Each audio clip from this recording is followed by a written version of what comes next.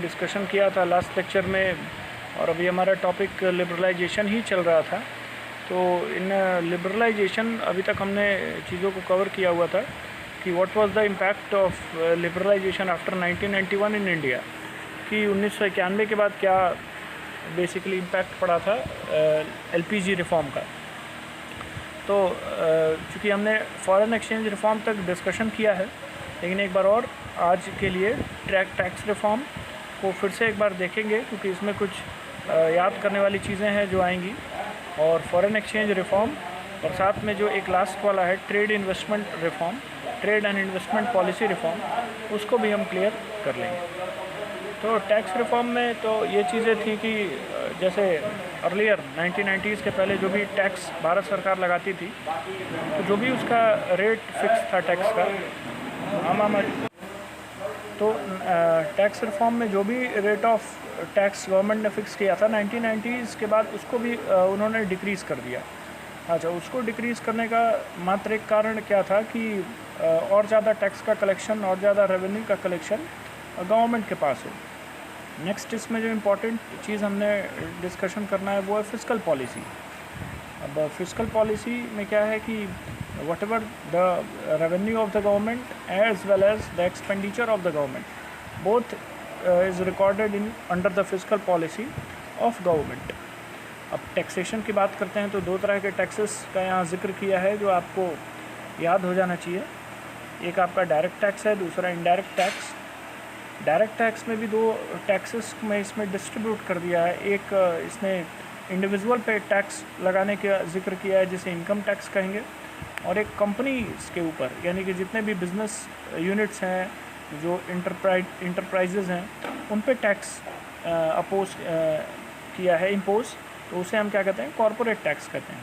So one will be income tax which will be imposed on directly on the individual's income, and second will be corporate tax जो business units के profit पे impose किया गया।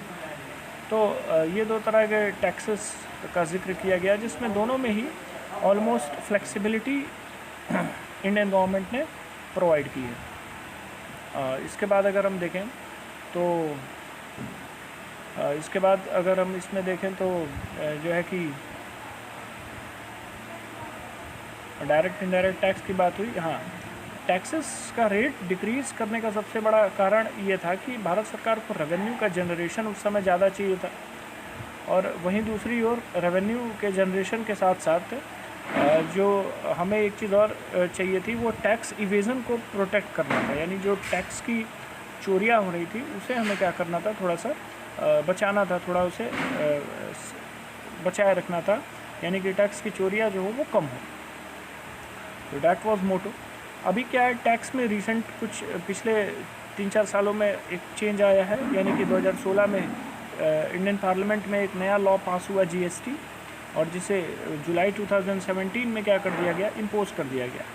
The slogan was one nation one tax and one market. तो ये चीज़ें याद रहनी चाहिए, क्योंकि अगर इन सारी चीज़ों को हम मेंशन करते हैं आंसर में तो वो इफ़ेक्टिव रहता है as comparison to the similar words which we write. तो ये थोड़े से हाइलाइटर्स हमें आंसर्स में लिखने पड़ते हैं, लिखने चाहिए, जिससे हमारा स्कोर जो हो वो ज़्यादा बेहतर है। तो ये हमने टैक्स रिफॉर्म में देखा कि इंडियन गवर्नमेंट ने क्या सारे चेंजेस किए। अभी फॉरेन एक्सचेंज रिफॉर्म की बात करते हैं। तो फॉरेन एक्सचेंज को मैंने बताया था कि विदेशी यानी कि विदेश की कंट्रीज़ की जो भी करेंसी है वो हमारे लिए क्या है, फॉरेन एक्सचेंज होगी, और हमारी करेंसी बेसिकली दूसरी कंट्रीज़ के लिए, रेस्ट ऑफ द वर्ल्ड के लिए क्या होगी, फॉरेन करेंसी की तरह ट्रीट की जाएगी। तो फॉरेन करेंसीज़ या फॉरेन एक्सचेंज रिफॉर्म पे पूरी तरह से जो अथॉरिटी थी वो किसकी थी, आरबीआई की थी। बट 1991 में क्या किया गया कि डिवैल्यूएशन ऑफ करेंसी की गई, यानी इंडियन गवर्नमेंट की जो currency in comparison to dollar और यूरो जो भी थी उसको और डिवैल्यूएट किया गया। और डिवैल्यूएट करने का मतलब क्या है कि और उसे कमज़ोर बनाया गया। अच्छा, कारण कमज़ोर बनाने का क्या था कि जितने इंपोर्ट्स जो है वो क्या कर रहे थे, फॉरेन कंट्रीज़ कर रहे थे हमारी इंडिया से, वो और ज़्यादा इंपोर्ट करें। तो जितना ज़्यादा इंपोर्ट करेंगे हमारे लिए उतना ज़्यादा एक्सपोर्ट बढ़ेगा। तो हमारी फॉरेन एक्सचेंज हमें रिसीव होगा। क्योंकि अगर एग्जांपल के तौर पे देखें कि यूएसए गवर्नमेंट या यूएसए के कुछ नागरिक हैं वो भारत से अगर परचेजिंग कर रहे हैं, अच्छा परचेजिंग क्यों करेंगे? क्योंकि यहाँ पे चीज़ें और सस्ती मिलेंगी। एक तो पहले से ही हमारी करेंसी उनके करेंसी के कंपैरिजन में कमज़ोर है, दूसरी चीज़ें हम गुड्स एंड सर्विसेज में अच्छा बना रहे हैं, अच्छा कर रहे हैं, तो there will be always certain demand for our currency. और वहीं अगर देखें दूसरी ओर तो उसमें एक चीज़ और आपको देखने को मिलेगी कि जैसे और हमारी करेंसी डिवैल्यूएट होगी तो बेसिकली उनकी डिमांड और बढ़ेगी, तो वो हमारे यहाँ से और सामान खरीदेंगे। इसका फ़ायदा हमें क्या होगा कि हम अपनी करेंसी को डिवैल्यूएट करने के चक्कर में हमें फॉरेन एक्सचेंज ज़्यादा से ज़्यादा रिसीव हो। तो that was the main mathematics of Indian government to earn more foreign exchange, जो कि न के बराबर थी, ख़त्म हो चुकी थी। मैंने आपको प्रीवियस लेक्चर्स में भी पढ़ाया है कि वो जो है वो 14 डेज़ के लिए ही हमारे पास ऑलमोस्ट जो है कि क्या पैसा बचा था कंट्री को रन करने का। तो इसके बाद फॉरेन एक्सचेंज रिफॉर्म में यानी कि इसमें और बदलाव क्या किए गए, तो 1990s के बाद धीरे धीरे और जैसे ही चीज़ें बदलती गई, मार्केट थोड़ा और चेंज होता गया, कंट्रीज़ ज़्यादा से ज़्यादा ट्रेड करना चालू की, है कि नहीं। तो ये जैसे चीज़ें और इंटरनेशनली जो है कि हाईलाइटेड हुई चीज़ें, ट्रेड चेंज हुआ, तो इसमें क्या है कि फॉरेन एक्सचेंज का जो अब रेट था इसे डिमांड और सप्लाई के बेसिस पे तय करने के लिए क्या दिया गया। मतलब ये कहा गया कि आप अब जो फॉरेन एक्सचेंज है इसे आप डिमांड और सप्लाई के बेसिस पे क्या करिए, चेंज करिए। क्योंकि अब तक चीज़ें क्या हो रही थी कि किसी देश का सेंट्रल बैंक इसे इसका रेट फिक्स करता था या भारत सरकार इसका रेट फिक्स करती थी। अभी क्या है कि अब ये हो गया है कि डिमांड और सप्लाई के ही टूल पे फॉरेन एक्सचेंज का रेट तय हो जाएगा। लास्ट जो टॉपिक है वो ट्रेड एंड इन्वेस्टमेंट पॉलिसी है। Liberalisation of trade and investment regime was initiated to increase international competitiveness of industrial production and also foreign investment and technology into the economy. The aim was also to promote efficiency of local industry and adoption of modern technology. Liberalization basically initiate किया गया कि international competitiveness को increase करें। मतलब जो internationally जो हमारा trade हो दूसरी कंट्रीज से, तो जितनी भी कंट्रीज़ हैं उनका जो है कि इंटरनेशनल कंपटीशन बढ़ सके, साथ साथ में प्रोडक्शन बूस्ट कर सके। और इसके अलावा एक चीज़ और है कि लोकल इंडस्ट्रीज़ का इफ़िशिएंट होना हमारे लिए बड़ा बेनिफिशियल होगा। किसी भी कंट्री में अगर वहाँ की लोकल इंडस्ट्री ज़्यादा इफ़िशिएंट अगर होगी तो उसका बेनिफिट बेसिकली किसको मिलेगा, वहाँ की गवर्नमेंट को। और इसके साथ साथ adoption of modern technology, that modern technology implement होनी चाहिए। मॉडर्न टेक्नोलॉजी भी अच्छी तरीके से इम्प्लीमेंट होनी चाहिए क्योंकि उसी पे सारी चीज़ें आगे। ये कुछ चीज़ें हमने यहाँ पे पढ़ा एलपीजी रिफॉर्म में लिबरलाइजेशन को, और लिबरलाइजेशन हमने आज पूरी तरह से ख़त्म किया। तो लिबरलाइजेशन में बेसिकली 5 आपको मैंने बताया कि चीज़ें थी। पहला इंडस्ट्रियल सेक्टर रिफॉर्म, फिर financial sector reform, tax reform, foreign exchange reform, trade and investment policy. तो ये 5 टॉपिक आपको लिबरलाइजेशन के अंडर कवर करने हैं।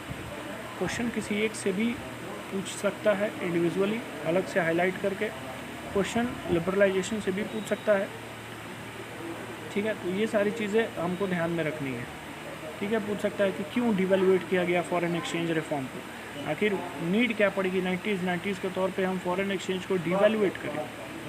तो कुछ ऐसे क्वेश्चंस भी आपसे उसमें कर सकता है।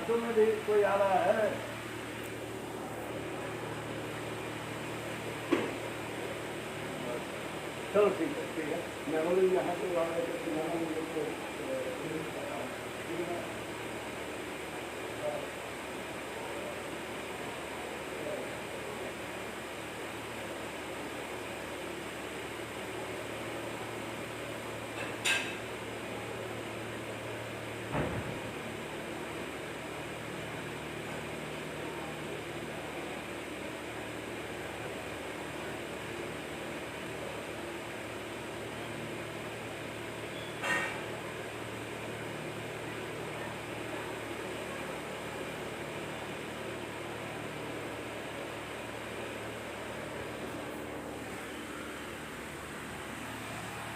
तो ये लिबरलाइजेशन के टॉपिक्स थे जो हमने डिस्कशन किए हैं आपके साथ। नेक्स्ट लेक्चर में प्राइवेटाइजेशन मैं पढ़ाऊँगा आपको। प्राइवेटाइजेशन छोटा सा टॉपिक है, उसको हम कोशिश करेंगे कि ख़त्म कर लें 2 लेक्चर से, एक लेक्चर में ही अगर हो पाए तो। खैर तो 2 लेक्चर लेंगे ताकि चीज़ें हमें सारी क्लियर हों। और इसके बाद ग्लोबलाइजेशन है, ग्लोबलाइजेशन के बाद आपको WTO पढ़ना है। तो ये कुछ अभी टॉपिक्स हैं जो हमें इस चैप्टर में कवर करना है। So we have studied 2 complete chapters in Indian economy and this is the third one जो हम पढ़ रहे हैं। तो 3 चैप्टर ऑलमोस्ट हमने, मतलब तीसरा चैप्टर भी आधा आपका हो गया है, क्योंकि सबसे बड़ा जो पार्ट और सबसे मेजर जो पार्ट है वो लिबरलाइजेशन का ही था। तो ये लगभग हमने 2.5 चैप्टर कह सकते हैं कि ख़त्म किया है। तो इसके नोट्स आप बना लें, नोट्स बना के व्हाट्सएप पे मेरे को सेंड कर दीजिए या ग्रुप में सेंड कर दीजिए। 2 ही 4 लोग के अभी तक मेरे को नोट्स मिले हैं। और इसके अलावा आप जो है वो क्या बोल रहा था मैं, इसके अलावा आप मेरे को कोई जगह डाउट है तो आप कमेंट सेक्शन में पूछिए, इंडियन इकोनॉमी से रिलेटेड, इस चैप्टर से रिलेटेड, या और भी अगर पिछले चैप्टर्स के भी कुछ क्वेश्चंस हैं तो उनको भी आप डाउट के रूप में पूछ सकते हैं। पूछिए अपने सवाल को कमेंट बॉक्स में। I will reply to you all and stay focused on the studies. और जुलाई अगस्त से प्रोबेबिलिटीज़ तो बन रही हैं कि स्कूल खुले, तो बाकी डिस्कशन तो हम वहीं पे करेंगे। ठीक, okay, then revise till liberalization and thereafter we will continue with our next lecture, that is privatization. Okay.